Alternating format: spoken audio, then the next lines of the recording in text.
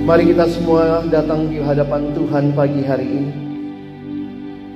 Bapa di dalam surga, benar ya Tuhan, Engkau Allah yang peduli, Allah yang mengerti, Allah yang hadir dalam hidup kami, menyertai kami umat-Mu.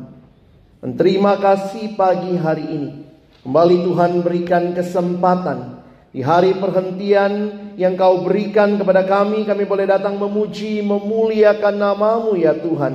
Dan tiba waktunya bagi kami untuk membuka firman-Mu ya Tuhan. Kami percaya firman-Mu firman yang hidup dan yang menghidupkan. Firman-Mu firman yang kudus dan yang menguduskan kami. Firman-Mu adalah firman yang tidak berubah, tapi firman yang kami percaya sanggup mengubah kehidupan kami. Itulah yang kami rindukan jadi bagian dari semua kami yang hadir pada pagi hari ini. Tuhan tolong agar kiranya kami bukan hanya jadi pendengar firman yang setia, tapi mampukan dengan kuasa dan pertolongan dari Roh-Mu yang kudus, kami dimampukan menjadi pelaku-pelaku firman-Mu di dalam hidup kami, di dalam keseharian kami. Bersabdalah ya Tuhan, kami umat-Mu sedia mendengarnya. Dalam satu nama yang kudus, nama yang berkuasa, nama Tuhan kami Yesus Kristus, Sang Firman yang hidup, kami menyerahkan pemberitaan firman-Mu. Amin. Silakan duduk.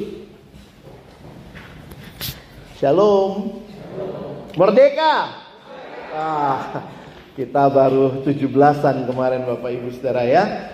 Dan bersyukur bahwa kemerdekaan sejati Tuhan berikan kepada kita di dalam Yesus Kristus.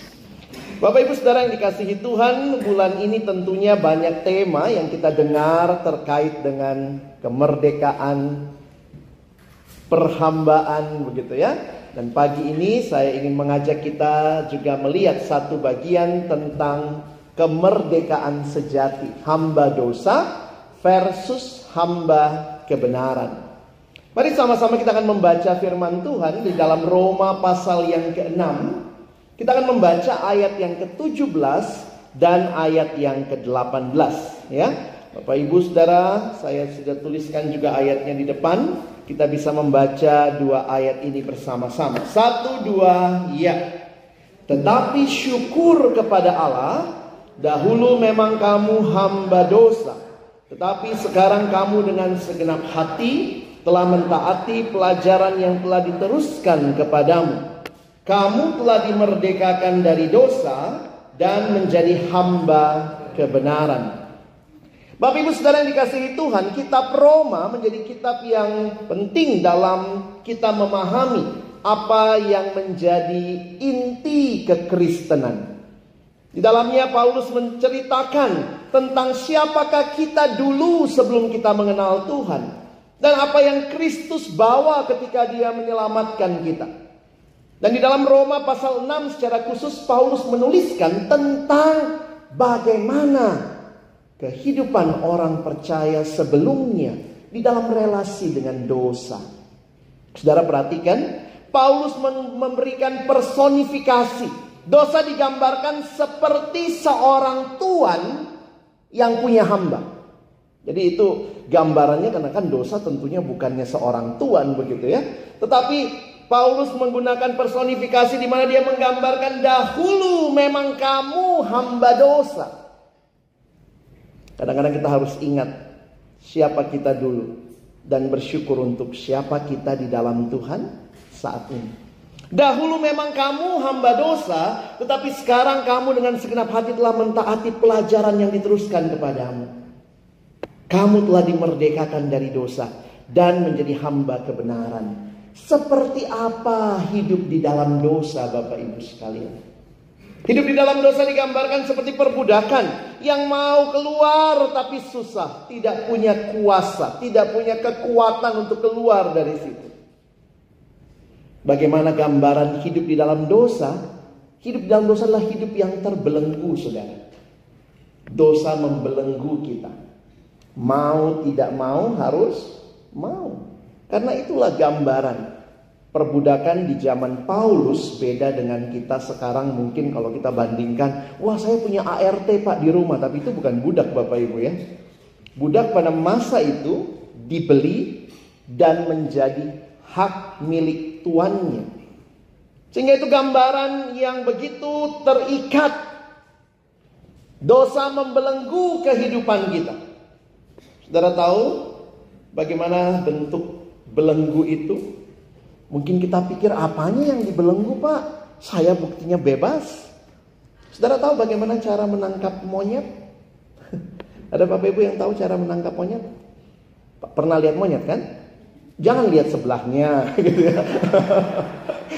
Ya, Bapak Ibu yang dikasihi Tuhan, ternyata di India ada satu cara yang menarik. Mereka membuat sebuah kotak kecil.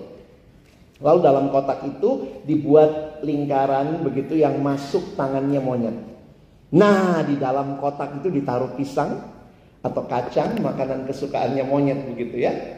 Lalu kemudian kalau monyet itu masukkan tangannya, dia genggam, ditarik, nggak bisa keluar saudara. Karena itu cuma masuk tangannya saja tanpa isinya, tanpa sesuatu yang digenggam. Jadi monyet punya pilihan saudara. Dia melepaskan pisang atau kacang, dia free to go. Atau dia tetap pegang itu. Dan dia terikat. Saudara yang menarik, banyak monyet yang memilih tertangkap dengan damai saudara ya. Besok harinya, maaf saya nggak punya monyet yang di India ya. Ini monyet agak keren ini, pakai HP saudara ya. Sehingga dia terikat dan besoknya tertangkap dengan damai. Saudara, ini jadi gambaran yang menarik waktu saya renungkan ilustrasi ini. Inilah kehidupan yang banyak merasa, saya bebas kok Pak, saya bebas, saya bisa lakukan apa yang saya mau. Tetapi at the same time, ada yang membelenggu kita, ada yang mengikat kita. Gambaran perhambaan yang saudara dan saya harus ingat dan sama-sama kita refleksikan. Betapa mengerikannya sebenarnya ketika kita merasa kita bebas, tapi at the same time kita sedang diikat oleh sesuatu. Apa itu? Oh, banyak hal. Kita yang paling tahu juga ya, saya ini terikat dengan apa. Hal-hal yang mungkin kita nikmati, padahal belum tentu itu yang Tuhan mau. Hal-hal yang mungkin begitu kita cari, waktu cari selesai juga kita nggak rasa apa-apa saudara ya. Banyak orang merasa kalau saya punya ini saya bahagia. Begitu punya bahagia? Belum tentu juga saudara. Jadi hati-hati. Ada keterikatan-keterikatan yang tanpa kita sadari. Sebenarnya itu sedang membelenggu hidup kita. Membelenggu kita untuk hidup bagi Allah dan sesama. Membelenggu kita untuk hidup jadi berkat buat orang lain. Karena kita terikat dengan apa yang menjadi keinginan, kehendak kita. Bukan kehendak Allah. Di dalam Alkitab, Roma 6 ayat 23 menyatakan bahwa upah dosa adalah maut. Bisa ditolong slide-nya? Oke, ya. Upah dosa adalah maut. Sehingga kalau kita melihat gambaran keterikatan di dalam dosa, akhirnya yaitu maut. Tapi puji Tuhan, mari kita lihat ayat berikut ini. Galatia 5 ayat 1. Ya, kita lagi bicara banyak kemerdekaan hari ini. Mari kita baca sama-sama. 1, 2, ya. Supaya kita sungguh-sungguh merdeka, Kristus telah memerdekakan kita. Sehingga harapan satu-satunya bagi pembaharuan kehidupan, bagi kebebasan kita hanyalah di dalam Kristus. Supaya kita sungguh-sungguh merdeka, Kristus telah memerdekakan kita. Maka pertanyaannya buat kita, bagaimana Yesus membebaskan kita? Bagaimana Yesus memerdekakan kita? Apakah dengan bambu runcing? Itu yang kita dapat kemerdekaan perjuangan para pahlawan kita. Allah menebus dan membebaskan manusia dari dosa melalui pengorbanan Yesus Kristus. anaknya, satu-satunya jalan keselamatan kepada Allah. Saudara, ketika melihat karya penebusan Kristus di kayu salib, maka disitulah kita akan melihat anugerah Allah yang besar. Disitulah terjadi the great exchange. Ada pertukaran besar, harusnya kita yang binasa. Tapi kemudian kita mengalami keselamatan. Kristus menggantikan kita. Dan kita boleh dibebaskan. Kalau kita lihat salib, apa yang kita lihat? Seorang penulis berkata demikian. Ada dua hal yang saya lihat di salib. Pertama, salib itu menunjukkan betapa seriusnya dosa kita. Kalau dosa tidak serius, kenapa harus salib? Yang menjadi tanda betapa mengerikannya hukuman dosa itu. Tetapi di salib yang sama menunjukkan kasih Allah yang tidak terukur. Setiap kali kita melihat salib, biarlah kita melihat anugerah Allah yang besar, tetapi juga kita sadari betapa seriusnya dosa kita. Yesus bayar harga yang sangat mahal, saudara, untuk penebusan kita. Supaya apa? Supaya saudara dan saya dibebaskan. Yesus bayar harga yang sangat mahal. Jesus saves, Jesus breaks the chain of sin, and Jesus set us free. Kita dibebaskan sehingga kita sekarang bisa bilang apa? Now I am free. Nah, free-nya apa ini, saudara ya? Free untuk hidup yang baru. Karena Yesus memberikan hidup yang baru. Kadang-kadang saya pikir begini ya, siapa sih Yesus ini sampai kelahirannya di dalam dunia menandai sejarah dibagi dua, sebelum Masehi dan sesudah Masehi ya. Dalam bahasa Inggris disebut BC, before Christ. Sekarang orang-orang gak mau pakai Christ-nya. BC itu before century. Tapi mulai dari mana dia hitungnya? Ya dari Yesus gitu ya.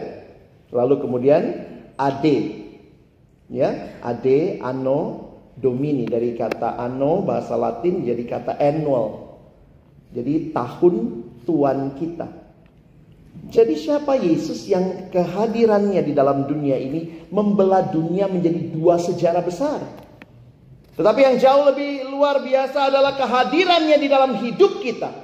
Membawa kita melihat, saya bukan lagi manusia yang lama, tetapi sekarang saya manusia yang baru. Who is this Jesus that brings us new life? Nah saudara, saya mau ajak kita merenungkan sebentar. Ternyata dalam perenungan saya bicara perhambaan ini, saya jadi sadar begini. Setiap kemerdekaan itu pasti punya keterikatan. Coba saudara pikir-pikir kalimat ini. Setiap kemerdekaan pasti ada keterikatan. Betul tidak? Setiap kemerdekaan pasti ada keterikatan. Pertanyaannya, merdeka kok terikat? Terikat kok merdeka? Nah, saya coba jelaskan sedikit ya. Satu waktu ini pengalaman pribadi Bapak Ibu. Ada satu adik dalam pelayanan kami, dia ngekos. Dia dari luar kota, dia kemudian pernah bergabung di pelayanan kami, dia kos Bapak Ibu ya. Biasa seorang perempuan single masih muda ngekos. Nah di kosannya itu gak boleh pelihara anabul. Dia padahal seneng anjing ya, gak boleh pelihara anabul. Jadi apa yang dia lakukan? Dia pelihara ikan mas saudara. Ya biar ada temen kali ya. Nah belum punya pacar juga. Jadi setiap kali dia datang ke kantor, salah satu cerita utamanya dia adalah ikan mas. Jadi dia biasa datang, Kak Alex, ikan mas saya begitu ya. Dia mulai beli, ada akuarium kecil, dia mulai pelihara satu, beli lagi satu. Kak Alex, ikan mas saya udah nambah. Kak Alex, ikan mas saya. Pokoknya setiap kali ketemu ikan mas. Saya tunggu kapan digoreng gitu ya. Nah kemudian saudara, satu pagi dia datang dan tiba-tiba dia bilang begini, Kak Alex tahu nggak? Apaan? Tadi malam ikan mas saya bunuh diri. Ini gimana maksudnya ya? Jadi ternyata dia menemukan pagi-pagi ada 2 ekor ikan masnya yang lompat keluar dari dalam akuarium dan kemudian mati tergeletak di atas karpet.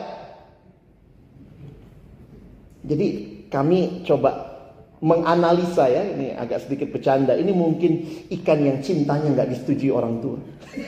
Jadi lompat berdua, wah keluar gitu ya. Dan pagi hari ditemukan sudah mati. Saudara, mungkin dia rasa dia ikan reformasi kali ya. Saya ikan reformasi, saya tidak butuh air, maka dia lompat keluar dari air. Begitu awal-awal sih masih hidup kali ya. 2-3 menit, 5 menit kan masih bla gitu saudara ya. Tapi kemudian MPP, mati pelan-pelan. Maaf yang lagi MPP ya. Saudara yang dikasihi Tuhan, waktu saya merenungkan ini dan kemudian kami refleksikan, iya ya, ikan itu saudara saya numpang tanya, ikan itu bebasnya di dalam air apa di luar air? Dalam air apa di luar air? Dalam air. Airnya cuma segitu loh. Bebasnya di mana? Di dalam air. Itu bebas apa terikat? Bebas itu pasti ada keterikatannya. Dia itu bebas bukan di luar air, karena hakikatnya harus ada air. Bapak Ibu bebas? Terikat sama oksigen? Ya, ini pengguna oksigen semua? Atau ada yang lagi nggak napas? Coba kalau ke IGD baru tahu oksigen mahal ya. Saudara, semua kebebasan ada keterikatan. Saya ketemu beberapa teman sekarang kan, kalau angkatan saya itu anaknya udah pada remaja gitu ya. Udah banyak yang kuliah juga. Lalu kemudian suka bilang gitu ya. Gue beda deh Lex, didik anak gue sekarang beda sama nyokap bokap gue dulu. Beda sama mami papi gue dulu. Sekarang gue bebas sama anak-anak. Pokoknya mereka silahkan mau pilih apa. Gue orang tua yang bebas ya. Tapi saya dalam hati mikir nih, saya nggak bilang sih ya. Gak mungkin lu bebasin semua. Sebebas-bebasnya saudara jadi orang tua, ada keterikatan. Coba, kalau ada orang tua yang semua anaknya minta boleh, itu bebas kan? Mami mau pukul guru, silakan, bebas, gitu. Papi, yuk bunuh anak tetangga, ayo papi bantuin, gitu. Bebas? Apa itu bebas? Waktu saudara dan saya sedang melakukan bebas yang sebebas-bebasnya, nggak ada konsep itu. Semua kebebasan ada keterikatan. Saudara bebas di Indonesia? Saudara bebas tadi nyetir kemari? Tapi kebebasan saudara terikat sama rambu-rambu. Begitu merah berhenti, saudara nggak bilang, iya ada lampu disco, bukan ya? Saudara berhenti. Jadi ingat, yang namanya, nah ini kalimat kuncinya mungkin ya, kemerdekaan mutlak atau kemerdekaan tanpa batas itu sebuah pemikiran yang salah. Nggak ada sebenarnya. Kalau kita mau renung-renungkan, nggak ada pemikiran bahwa wah bebas, tidak terikat. Ternyata orang tua yang baik punya aturan. Kamu bebas. Nanti kalau sudah anaknya bikin masalah baru gitu ya, katanya papi mami saya bebas. Ingat, masih papi mami yang punya rumah. Ada aturannya. Pulang jam segini, kamu bebas. Di rumah silahkan, tapi ini rumah ada aturannya. Kira-kira gitu ya. Jadi bebas itu sebenarnya selalu ada sebuah bentuk keterikatan. Coba kita pikir baik-baik hal ini. Nah sekarang kita kembali ke ayat tadi Bapak Ibu ya. Di situ saya baru paham waktu membaca Roma 6, 17-18 dan nanti ayat 22. Saudara lihat kalimat Paulus ya. Tetapi syukur kepada Allah, dahulu memang kamu hamba dosa, tetapi sekarang kamu dengan senang hati telah mentaati pelajaran yang diteruskan kepadamu. Kamu telah dimerdekakan dari dosa dan kaget saya, jadi hamba lagi saudara. From slavery into another slavery. Ini konsep yang Paulus sampaikan. Dari perhambaan dosa sekarang udah dimerdekakan nih. Harusnya wah bebas sebebas-bebasnya. Tidak ternyata. Sekarang masuk ke dalam perhambaan yang baru. Yaitu jadi hamba kebenaran. Coba kalau anak sekarang nih yang muda-muda. Gile dari perhambaan ke perhambaan. Kena mental gue nih. Enak gak ikut Tuhan? Dibebaskan dari dosa. Sekarang jadi hamba lagi. Wih. Begitu ya konsepnya. Coba saudara lihat lagi. Roma 6:22. Kita baca sama-sama ya. 1, 2 ya. Tetapi sekarang setelah kamu dimerdekakan dari dosa dan setelah kamu menjadi hamba Allah, kamu beroleh buah yang membawa kamu kepada pengudusan dan sebagai kesudahannya ialah hidup yang kekal. Dimerdekakan dari dosa, sekarang kamu jadi hamba Allah. Mungkin karena sekarang kita dengar kata hamba Allah tuh enak gitu ya. Dia hamba Tuhan gitu ya. Ada jemaat ketemu saya gitu ya. Aduh Pak, Bapak masih hamba Tuhan ya? Oh loh, Bapak emang bukan hamba Tuhan. Saya hamba uang Pak. Gitu ya. Semua kita kan hamba Allah ya. Tapi apa pengertian kita sebagai hamba Allah? Ternyata hidup kita dibebaskan dari dosa. Sekarang dibawa kepada sebuah perhambaan yang baru. Yang justru di dalamnya kita sekarang jadi hamba Allah. Hamba kebenaran. Saudara ngerasa salah jadi orang Kristen? Apa itu merdeka yang sejati? Bukan lagi hamba dosa, tapi jadi hamba Allah. Sekarang siapa Tuhan kita? Allah. Aturan siapa yang kita ikutin? Allah. Hidup seperti apa yang kita harus lakukan? Ya hidup seperti Allah. Ada hidup Bapak Ibu yang sudah seperti Allah? Jangan-jangan kita hambanya dosa. Gimana? Coba kalau ada nggak yang udah bilang sama kita, ih lu Allah banget sih. Belum ya? Belum. Terus kita dibilangnya apa? Jangan-jangan dasar lu anak setan. Berarti lebih mirip setan ya? Artinya kan lebih mirip Allah ya. Hamba Allah yang mirip seperti Allah. Ada orang yang tanya sama saya, bukankah Paulus berkata begini, bukankah Yesus mengatakan kamu nggak aku sebut lagi hamba, tapi sahabat. Nah kalau kita nanti baca konteksnya beda. Paulus lagi bicara relasi dengan dosa. Kalau Yesus bicara relasi di dalam persahabatan. Karena Yesus bilang begini, aku tidak menyebut kamu lagi hamba karena aku memberitahukan segala sesuatu kepadamu. Jadi memang konteksnya itu pelayanan. Sekarang Tuhan melibatkan kita. Kita adalah sahabat Allah di dalam mengerjakan pelayanan. Nah kira-kira kalau Bapak Ibu mungkin bingung, ini gimana ya Pak? Bukankah ada ayat lain di Yohanes 15 ya? Kira-kira begitu konteksnya. Nah ternyata ini bukan cuma konsepnya Paulus. Coba kita lihat konsep Petrus ya. 1 Petrus 2 ayat 16. Mari kita baca sama-sama. Kita lihat kemiripan teologi mereka. 1, 2 ya. Hiduplah sebagai orang merdeka. Dan bukan seperti mereka yang menyalahgunakan kemerdekaan itu untuk menyelubungi kejahatan-kejahatan mereka. Tetapi hiduplah sebagai katanya orang merdeka. Siapakah orang merdeka itu? Orang yang hidup sebagai hamba Allah. Jadi bagaimana hubungan anak Tuhan dan dosa? Harus jelas ya. Ini kan generasi GPS ya. Kemana-mana pakai GPS. Kadang-kadang udah gak hafal jalan ya. Posisi sangat penting. Maka pastikan Bapak Ibu Saudara, di mana posisi kita. Kalau kita masih hidup di dalam dosa, kita namanya hamba dosa. Tapi kalau kita percaya pada Yesus, menerima Dia dalam hidup kita, sekarang kita adalah di dalam Kristus, namanya hamba kebenaran. Sebuah kalimat dalam bahasa Inggris mengatakan demikian. Our status in Christ has changed our relationship to sin. Status yang baru di dalam Kristus itu membuat kita berbeda dalam relasi dengan dosa. Beda. Pendeta John Stott mengatakan kalimat ini. Sin and the child of God are incompatible. They may occasionally meet, but they cannot live together in harmony. Dosa dan anak Tuhan itu nggak klop, nggak kompatibel. Kadang-kadang anak Tuhan masih melakukan dosa, tetapi tidak pernah mereka akan terus-menerus hidup dalam dosa karena itu nggak klop, saudara. Jadi kita masih mungkin berdosa, masih. Tapi bedanya apa? Ketika kita percaya pada Kristus, kita dimampukan untuk melakukan yang baik. Tidak lagi jadi hambanya dosa, tetapi kita bisa melakukan kebenaran. Karena kita sekarang hamba kebenaran. Nah, maka pertanyaannya begini, kalau jatuh dalam dosa lagi bagaimana? Apakah saya balik lagi hamba dosa? Sebenarnya secara status tidak.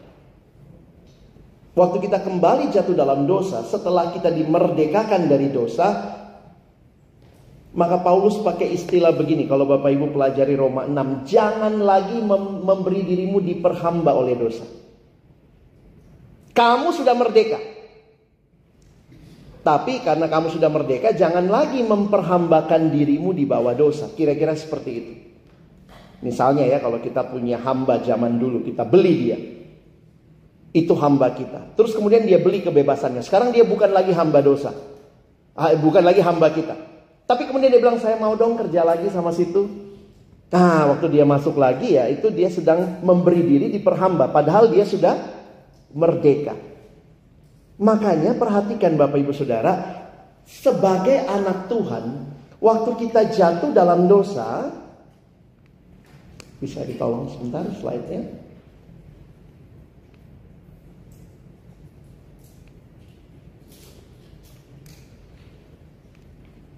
Bisa next dulu.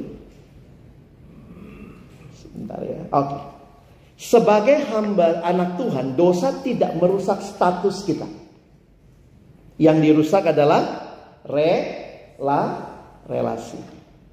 Contohlah, Bapak Ibu punya anak di rumah, terus anaknya mungkin karena pas lagi olimpiade demen juga gitu olahraga di dalam rumah ya, lompat indah gitu ya, atau mungkin lempar lembing gitu ya.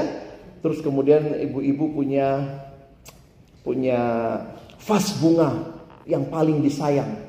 Vas bunga yang mahal, yang paling mama sayang. Setiap kali mama pulang pasti cek vas bunga paling indah. Lalu kemudian anak lagi demen olimpiade, lempar lembing, prang, vas bunga pecah. Terus anak Bapak Ibu mungkin udah mulai ketakutan ya. Dia udah packing koper gitu ya. Aduh, udah siap-siap ini, pegang koper, wah diusirnya mama sama papa. Begitu mamanya pulang, bener yang dicek mana? Vas bunga dulu. Wah, ini vas bunga mahal, ada ceritanya ini. Kemudian begitu sampai pecah. Begitu pecah, mama lihat siapa yang di rumah. Oh, cuman anak ini. Anak datang. Siapa yang pecahin vas bunga? Saya mah nggak sengaja udah bawa koper gitu ya. Terus mama mulai cerita. Kau tahu sejarah vas bunga ini? Terus mama mulai cerita lagi. Dulu vas bunga ini mama dapatkan begini. Oh, panjang ceritanya tentang vas bunga. Setelah selesai, oke mama, jadi saya udah siap nih. Mama gimana? Udah, jangan lebay. Balikin koper lu. Kamu tetap anak mama. Kamu tetap anak papa. Dosa tidak merusak statusnya, tapi relasinya. Karena begitu kita melakukan dosa, menikmati dosa kembali, kita jadi malu datang sama Tuhan. Makanya ada yang bilang enak banget jadi orang Kristen ya, bikin dosa tetap selamat. Oh, saudara harus mengerti, kalau kita diselamatkan, dosa tidak merusak status, tapi merusak relasi. Maka karena relasi yang rusak, relasi harus diperbaharui. Dan relasi yang diperbaharui bukan terus-menerus lakukan dosa. Jadi kalau misalnya gitu ya, bawa balik koper lu, jangan lebay dah. Mungkin mamanya ngomong gitu ya. Bener mah, pecahin vas bunga yang paling mahal di rumah ini gak diapa-apain, tetap anak mah. Iya udah masuk. Kalau dia anak yang baik, kira-kira dia akan bilang gini, oh vas bunga aja boleh dipecahin ya. Oke deh, sekarang saya mau pecahin kulkas, TV, komputer, laptop, HP. Itu anak yang baik. Makanya orang kalau bilang, enak banget jadi orang Kristen ya. Habis diselamatkan, statusnya anak Tuhan, bisa bikin dosa seenaknya. Lu kagak ngerti kekristenan. Kalau saudara mengerti kekristenan, saudara tidak akan terus-menerus menikmati dosa atau melakukan dosa lagi. Karena kita tahu betapa mahalnya harga yang Tuhan bayar bagi kita. Betapa indahnya relasi yang Dia berikan bagi kita. Sehingga kita mau jadi hamba kebenaran. Makanya kenapa bisa demikian? Saya kutip pendeta Timothy Keller bilang gini ya, Bapak Ibu sekalian ya. Mungkin bisa ditolong lagi, ini agak macet di sini ya. Oh sorry, ini kalimatnya tadi. There is a new power at work in our life, ruling us.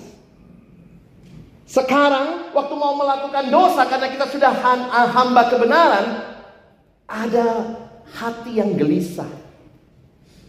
Beda. Kalau dulu lakukan dosa enak banget karena memang hamba dosa. Sekarang hamba kebenaran waktu melakukan dosa, hatinya pasti jangan, nggak boleh, salah itu, gitu ya. Ada Roh Kudus yang diam di hati kita, yang membuat kita juga akan menyadari ini bukan yang Tuhan mau. Reformator Martin Luther mengatakan kalimat ini, saudara ya. Ini menarik untuk kita coba simak. Saya tidak bisa melarang burung terbang di atas kepalaku, tetapi saya tentu bisa melarangnya, menghentikannya, membuat sarang di rambutku, atau menghentikannya menggigit hidungku. Kadang kan kalau orang bilang, iya Pak, habis gimana ya saya masih melakukan itu, karena apa? Karena semua teman saya begitu. Saya ketemu anak siswa ya, Bapak Ibu, saya banyak layani siswa remaja. Terus dia bilang gini, Kak Alex, doain saya ya. Saya udah mulai diajar-ajarin rokok sama teman-teman. Ya udah, tinggalin rokok gitu ya. Nah, 1 minggu dia berhasil. Minggu depannya lagi datang, lalu Kak, gue ngerokok lagi Kak. Waduh, ya udah kita doa lagi sama-sama gitu ya. Ayo, punya tekad. Minggu depan jatuh lagi, saudara ya. Ini apa lagi ya, udah tumpang tangan perlu tumpang kaki kali ini anak ya. Terus kemudian saya tanya kan, gimana emangnya? Iya Kak, habis semua temen gue ngerokok. Oh itu masalahnya. Kalau gue gak ikut ngerokok, gue gak dianggap jantan. Lu ayam. Masalah jantan gitu ya. Terus kemudian dia bilang, iya Kak, habis gue gak enak sama teman-teman gue. Oh berarti masalahnya bukan di elu aja, masalahnya di teman-temanmu. Sekarang ganti teman. Cari semua yang gak ngerokok. Lu ngerokok sendiri pasti yang dibilang aneh siapa? Lu gitu ya. Kadang-kadang saudara, kita gak bisa melarang apa yang orang lain lakukan. Kita gak bisa bilang abis karena semua ngerokok saya jadi ikut ngerokok. Kita punya hak atas diri kita. Kita punya pilihan atas diri kita.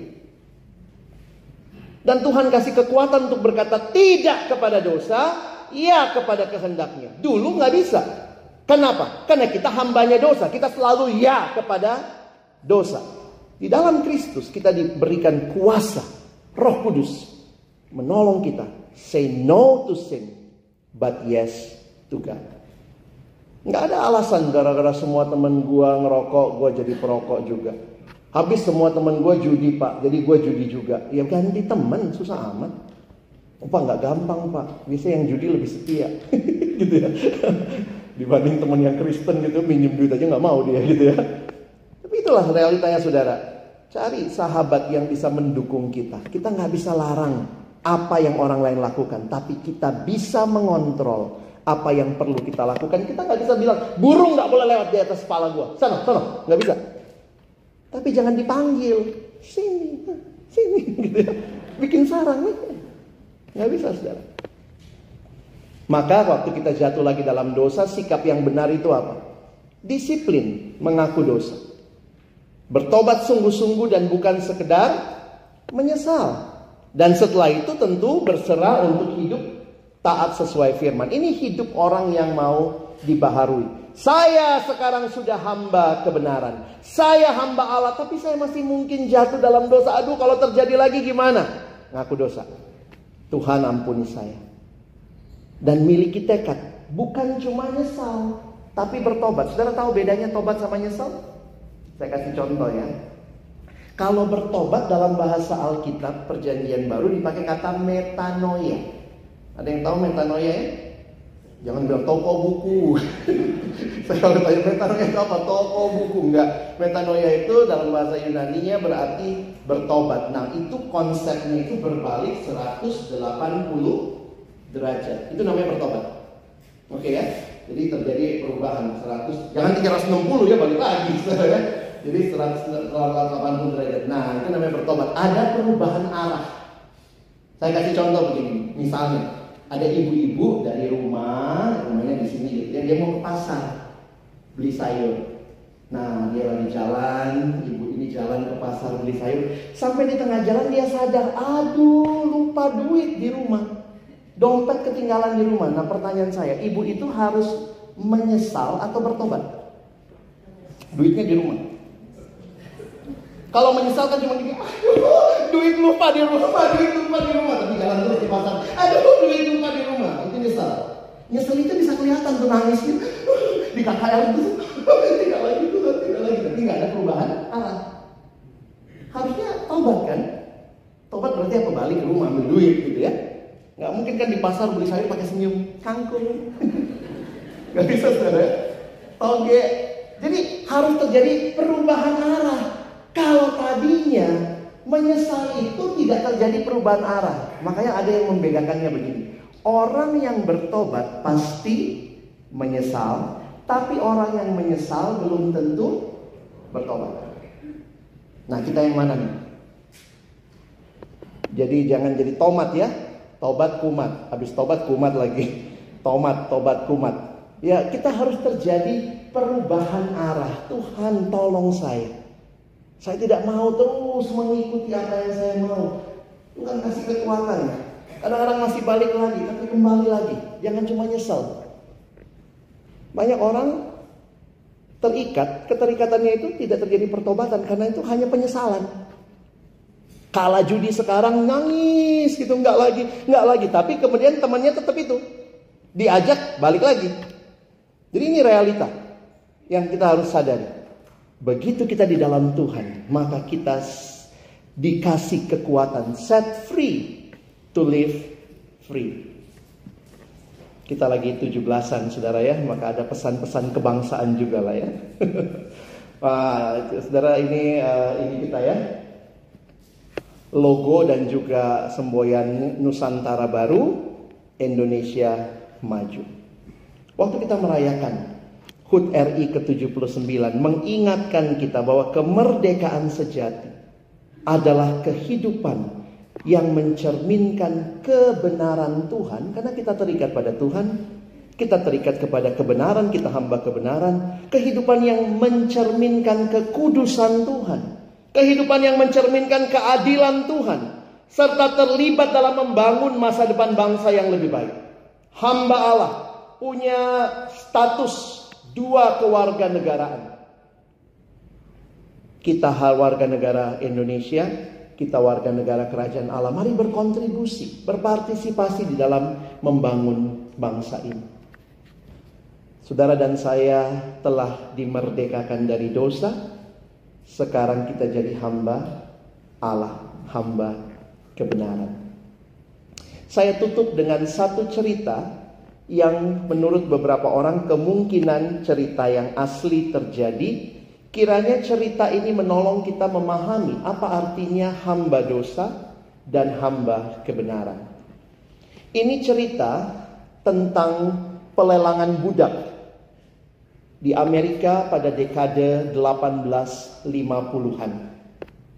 Pada masa itu masih lazim terjadi perdagangan budak yang tidak berperi kemanusiaan. Budak diperjualbelikan. Seorang lelaki sedang berjalan-jalan di pasar ketika dilihatnya sejumlah lelaki kaya menawar seorang gadis cantik, ini seorang budak. Tawaran mereka terus naik hingga nilainya jauh melebihi harga normal budak saat itu. Dan terlihat setiap laki-laki yang menawar itu menatap si gadis dengan pandangan rakus. Lelaki yang menonton itu pun tidak tahan lagi ketika ia mendengar perkataan mereka dan apa yang akan mereka lakukan terhadap gadis malang itu. Kalau mereka membelinya, maka lelaki itu tidak bisa tinggal diam. Apa yang lelaki itu lakukan? Lelaki itu kemudian akhirnya angkat bicara dengan mengajukan penawaran jumlahnya 2 kali lipat dari tawaran terakhir. Padahal yang tadi aja udah melebihi harga normal budak. Lelang pun langsung ditutup dan si gadis diserahkan kepadanya. Tetapi dengan rasa benci memenuhi sorot mata gadis itu. Mungkin dia pikir lolos dari yang sini, dibeli sama om yang sana.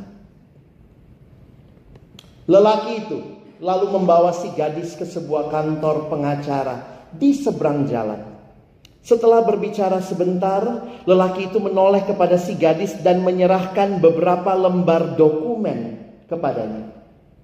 Lalu pria itu berkata, "Ini dokumen kebebasanmu. Kamu sudah bebas." Kagetlah si gadis. Kebencian pada wajah si gadis langsung lenyap, berganti dengan kekagetan luar biasa. "Anda membeli saya untuk membebaskan saya?" "Iya," jawab si lelaki. "Kamu sudah bebas." Si gadis langsung bersujud dan menangis di bawah kaki lelaki itu. Apa yang dia katakan? "Tuan, Anda membeli saya untuk membebaskan saya. Yang saya inginkan dalam hidup ini sekarang hanyalah menjadi milik Tuan. Engkau sudah bebaskan saya, maka tidak ada Tuan yang lain. Saya mau jadi hamba-Mu." Bapak Ibu Saudara yang dikasihi Tuhan, Tuan yang membeli saudara dan saya dengan harga yang lunas dibayar, harga yang sangat mahal. Dia memberikan hidupnya bagi kita.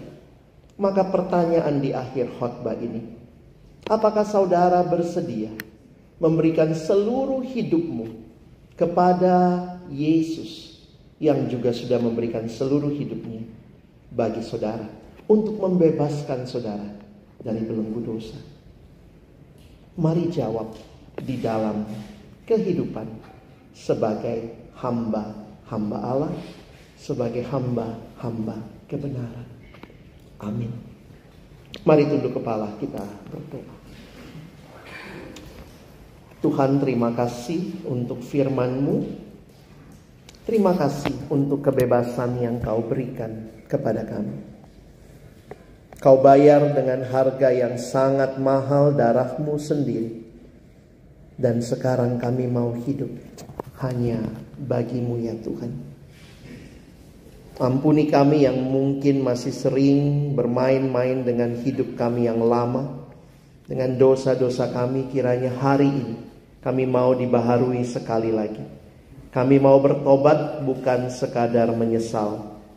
Kami sungguh rindu hidup kami yang cuma satu kali ini menjadi hidup yang menyenangkan Tuhan kami, Yesus, yang sudah menebus kami dengan harga yang sangat mahal.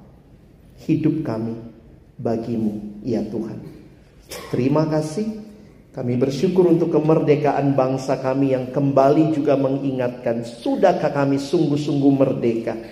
Merdeka yang berarti terikat kepada Tuhan kami, terikat kepada Juru Selamat kami. Terima kasih. Tolong kami bukan cuma jadi pendengar firman, tapi jadi pelaku firman dalam hidup kami. Dalam nama Tuhan Yesus kami sudah berdoa, bersyukur. Amin.